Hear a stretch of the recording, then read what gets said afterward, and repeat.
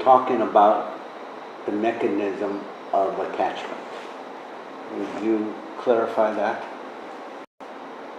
It looks like, out of ignorance, that Maya identifies herself as the thinker, the sleeper, and then as a physical body. So what she does, she's projecting the ego and using the instrument of the ego to go through the senses out to the external gross universe. So from that point of view, she's believing that she gets attached to objects because she identifies herself as an object, a physical body. The truth is, so if we look at that, the way she gets attached to apparently object is by giving attention to particular objects. So the more she gives attention to that particular object, the more she gets attached to it.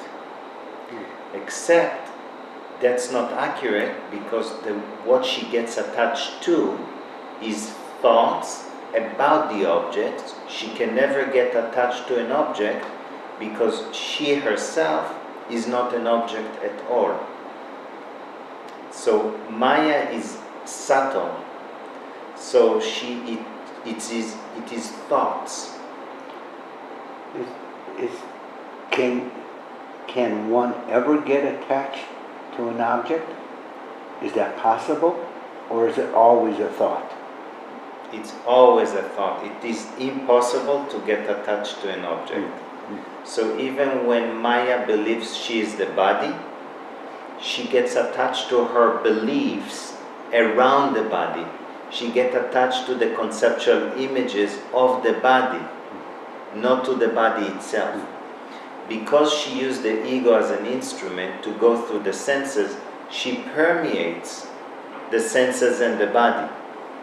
And because she manifests the whole external gross universe, that way she is everywhere. Because she permeates everywhere, she manifests the whole universe upon the source, so she covers the whole source completely. So her manifestation is as big as the source itself. So we have light permeating all through the universe from the source, as is Maya permeating the whole universe as she created it.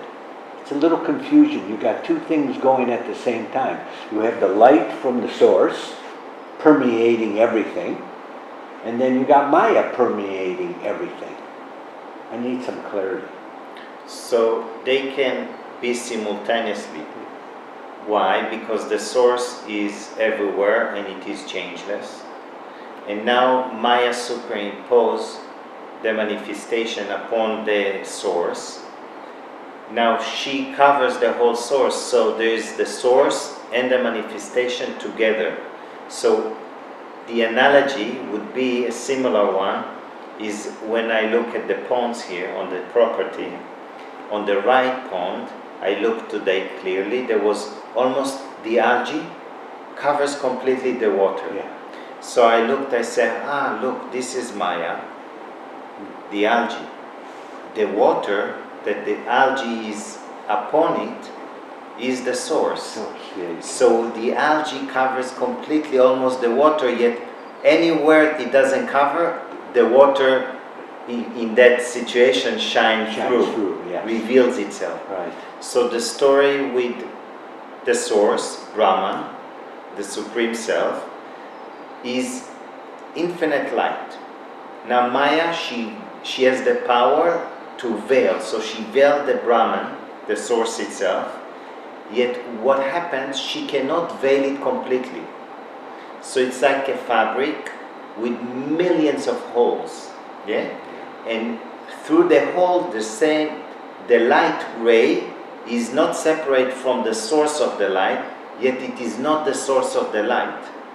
So that ray of light is basically the same, yet as it gets further, the light is degraded. Yes. So when Maya covers the source, she veils it, it has millions of light, she cannot cover it completely. Then what happens, the source becomes the witness. And suddenly, because there's millions of rays, suddenly when she goes out, she covers, she manifests the whole universe. So the witness is inside you and inside her and inside this. The witness is everywhere inside the apparent physical forms of people. So the physical form of people, what we call the object or the material, actually is the source, huh? And Maya at the same time. So we can, before we move there, then what happens? We have both the source, Maya manifesting, and now the source is being degraded. When it is veiled, it becomes the witness, and then once the Maya projects the Buddhi, it's an instrument for her, for discrimination, determining factor. Then she veils the witness. Now she projects the ego as an instrument, and the Buddhi and the ego is the same instrument. It's just like one close to the light, the reflection of the light, one is in the dark. Now she projects the ego and she veils the Buddhi and the witness. She already veiled the source. So now the witness becomes Geva. So all that it happens, the misidentification is degradation of light. And so the story appears that Maya actually needs the source to continue her manifestation. Is that true? Yes. She still that's why we have the Geva at that level and going down. She still needs the source to continue her creation. Yes. So in the Maya story, if anybody goes back to find when that story is shared, in the Maya story, it begins that there is the source and it is beginningless, endless. The source, which is Brahman, is changeless. It is within everyone and everyone is within it. It is everywhere simultaneously at all times. And from the source, Maya came out. She's beginningless, although she has an end. Now, Maya has two faces. One face, she's looking at the source, means inward. All she knows is the source itself. The other face is looking out. In the moment she looks out, she forgets the face looking in.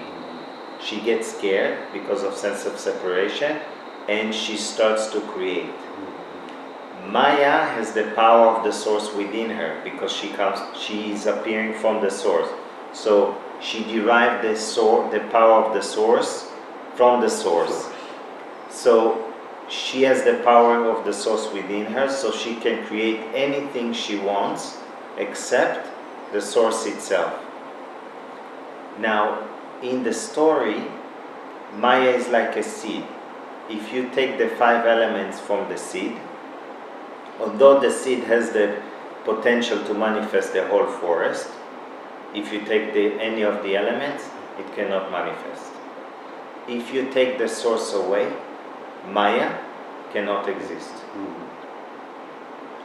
So if we look at, we haven't yet talked about attachment, we'll open it in a moment. If we look at the waking state, for example, in the waking state, we can see that the form is perceived by the eye, the physical eye, and the eye is its perceiver. Yes? The eye is perceived by the mind, and the mind, its perceiver. The mind and its modifications is perceived by the witness, and the witness is verily the perceiver. Yet the witness is not perceived by any other. It is the ultimate, means nobody sees the witness. Nobody sees the witness because the witness sees everything. So in the waking state, when I say I see, I see this object, I see what really is the truth is that the eye refers itself to a physical eye that actually literally sees the object, yet the one who really sees, the eye sees the witness. The witness sees. The witness is the seer. There was a veiling that Maya created, so she veiled the witness. And now she reduced herself to a physical body, and she says, I see like she is a physical body, when the truth is, she's speaking the truth. Except she says, I see, means she's speaking on behalf of the witness, because the witness is silent, it never says anything, it just witness. Now if we go to the dreaming state, when I wake up from the dream, I say, I saw the dream. That's true. I is the witness, it sees the dream. So what happened in the waking state? When Maya say I see, she refers to the physical eye seeing, when the truth is without witness, nobody can see anything. Witness is the source of light, it illuminates everything. In the dreaming state, there is no external gross objects, so when Maya wakes up to the waking state, she says, I see, I saw the dream. That means I is the seer, I is the witness. It is the ultimate, I am the seer.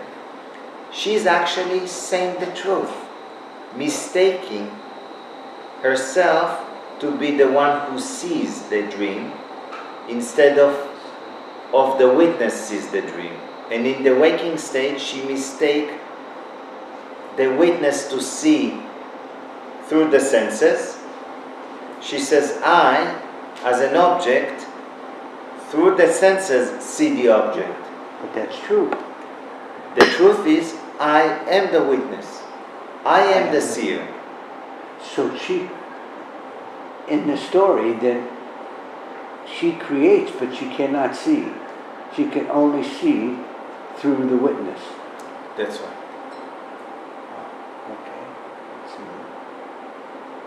Okay. Go back to the statement that there's only the one eye seer. perceives. The eye perceives Yes. the form, right? And the mind perceives the eye. So when we say perceive, we don't mean see, do we?